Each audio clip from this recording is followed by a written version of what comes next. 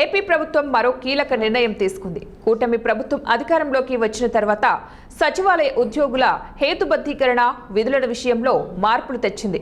ఉద్యోగులతోనే పెన్షన్ల పంపిణీ ప్రభుత్వ నిర్ణయాలను అమలు చేస్తోంది. సచివాలయాల పేర్ల మార్పుపైన నిర్ణయం తీసుకుంది. తాజాగా సచివాలయాల ముఖ చిత్రం మార్పు చేస్తూ సేవల్లో పారదర్శకత తీసుకొస్తూ తాజాగా ఆర్డినెన్స్ జారీ చేసింది. సచివాలయ వ్యవస్థలో ప్రభుత్వం కీలక మార్పులు తీసుకుని వచ్చింది.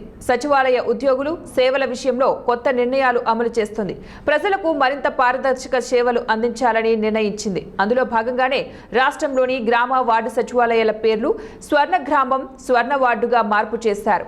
ఇదే సమయంలో మరిన్ని కీలక నిర్ణయాలు తీసుకున్నారు. ఈ మేరకు గవర్నర్ అబ్దుల్ నజీర్ ఆర్డినెన్స్ ను జారీ చేశారు. ఏపీ గ్రామ వార్డు సచివాలయాల చట్టం 2023ను సవరిస్తూ ప్రభుత్వం పంపిన ప్రతిపాదనను ఆయన ఆమోదించారు. డిసెంబర్ 30 తారీఖున జరిగిన మంత్రివర్గ సమావేశంలో చట్ట సవరణ ప్రతిపాదనకు మంత్రిమండలి ఆమోదముద్ర వేసింది.